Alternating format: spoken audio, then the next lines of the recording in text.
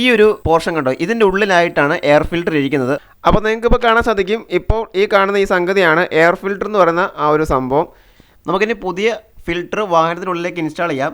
ഇത് 2005 model Santro ആണ്. ഈ സാൻഡ്രോ ഒരു കംപ്ലൈൻറ്റുമായിട്ടാണ് വന്നിരിക്കുന്നത്. മൈലേജ് പ്രശ്നമാണ്. അപ്പോൾ മൈലേജ് പ്രശ്നം വരുമ്പോൾ നമ്മൾ ആദ്യം ചെക്ക് ചെയ്യേണ്ടത് എയർ ഫിൽറ്ററാണ്. നമ്മൾ ഈ വാഹനത്തിൻ്റെ എയർ ഫിൽറ്റർ എങ്ങനെയാണ് അഴിക്കുന്നതും അത് എങ്ങനെയാണ് ചേഞ്ച് ചെയ്യുന്നതും ഈ വീഡിയോയിൽ കാണിക്കുന്നുണ്ട്. വീഡിയോ മുഴുവനായിട്ടും കാണുക.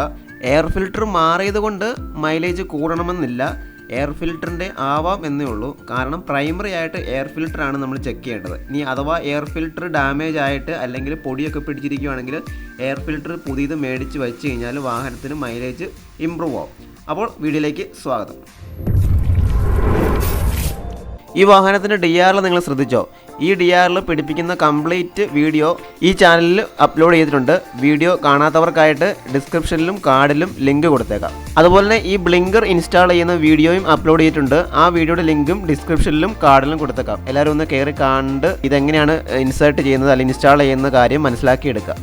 നമുക്കിനി വീഡിയോയിലേക്ക് എടുക്കാം. നമ്മൾ ഈ വാഹനത്തിൻ്റെ എയർ ഫിൽറ്റർ ചേഞ്ച് ചെയ്യാൻ പോവുകയാണ്. ഈ ഒരു പോർഷൻ കണ്ടോ, ഇതിൻ്റെ ഉള്ളിലായിട്ടാണ് എയർ ഫിൽറ്റർ ഇരിക്കുന്നത്. അപ്പം ഇത് ആ പോർഷൻ അഴിക്കാനായിട്ട് ആ ഒരു 10ൻ്റെ നട്ട് അഴിക്കണം. അതിനുശേഷം ഈ ചുറ്റുമുള്ള 4 ക്ലിപ്പുകൾ ഊരിയെടുത്തതിന് ശേഷം ഈ ഒരു ക്യാപ്പ് നമുക്ക് റിമൂവ് ചെയ്തെടുക്കാൻ പറ്റും. അപ്പോൾ ഈ ഒരു ക്യാപ്പിൻ്റെ ഉള്ളിലായിട്ടാണ് എയർ ഫിൽറ്റർ ഇരിക്കുന്നത്.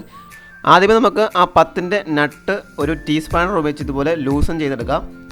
ഓക്കെ, ആ നട്ട് ലൂസാക്കിയിട്ടുണ്ട്. ലൂസാക്കി ആ ഒരു പോർഷൻ വിടിപ്പിച്ചെടുത്തിട്ടുണ്ട്. ഇനി നമുക്ക് ആ ഒരു ക്യാപ്പിൻ്റെ ചുറ്റുമുള്ള 4 ക്ലിപ്പുകൾ ഇതുപോലെ റിമൂവ് ചെയ്തെടുക്കാം. ആ റിമൂവ് ചെയ്തെടുക്കുന്നതിന് മുമ്പായിട്ട് ഈ ആക്സിലേറ്റർ കേബിൾ ഒന്ന് അതിൽ നിന്ന് വിടിപ്പിച്ചെടുക്കുക. ഇനി നമുക്ക് ആ ക്യാപ്പിന് ചുറ്റുമുള്ള 4 ക്ലിപ്പുകൾ ഇതുപോലെ വിടിച്ചെടുത്തതിന് ശേഷം എയർ ഫിൽറ്റർ നമുക്ക് ഊരിയെടുക്കാവുന്നതാണ്. അപ്പോൾ നിങ്ങൾക്കിപ്പോൾ കാണാൻ സാധിക്കും, ഇപ്പോൾ ഈ കാണുന്ന ഈ സംഗതിയാണ് എയർ ഫിൽറ്റർ എന്ന് പറയുന്ന ആ ഒരു സംഭവം.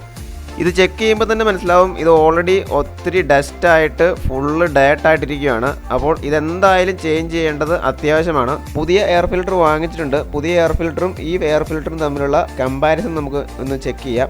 ഓക്കെ, ഇപ്പം നിങ്ങൾക്ക് കാണുമ്പോൾ കറക്റ്റായിട്ട് മനസ്സിലാവും പുതിയ എയർ ഫിൽറ്ററും പഴയ എയർ ഫിൽറ്ററും തമ്മിലുള്ള ഡിഫറൻസ്. എയർ ഫിൽറ്റർ മാറേണ്ട സമയം ഓൾറെഡി കഴിഞ്ഞു പോയിരിക്കുകയാണ്. ഈ എയർ ഫിൽറ്റർ മാറാതെ വരുമ്പോൾ മൈലേജ് കുറയാനുള്ള കാരണം പ്രോപ്പറായിട്ട് നമ്മുടെ വാഹനത്തിനുള്ളിലേക്ക് എയർ ചെല്ലാതെ വരുന്നത് കൊണ്ടാണ് മൈലേജ് കുറയാനുള്ള കാരണം.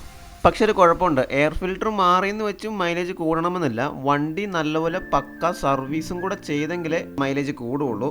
പക്ഷേ എയർ ഫിൽറ്റർ മാറിക്കഴിഞ്ഞാൽ വ്യത്യാസം വരും. നമുക്കിനി പുതിയ ഫിൽറ്റർ വാഹനത്തിനുള്ളിലേക്ക് ഇൻസ്റ്റാൾ ചെയ്യാം.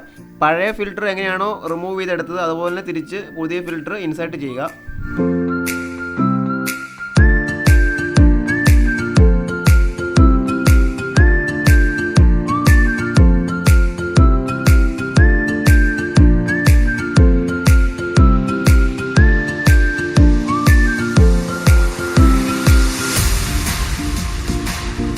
ഇനി എന്തായാലും ഈ വാഹനത്തിൻ്റെ മൈലേജ് കൂടാതിരിക്കില്ല. കാരണം എയർ ഫിൽറ്റർ ഓൾറെഡി ഡസ്റ്റും കാര്യങ്ങളൊക്കെ ആയിട്ട് ഫുള്ള് ഡയറക്റ്റായിരുന്നു. പുതിയ ഫിൽറ്റർ ഇൻസ്റ്റാൾ ചെയ്തിട്ടുണ്ട്.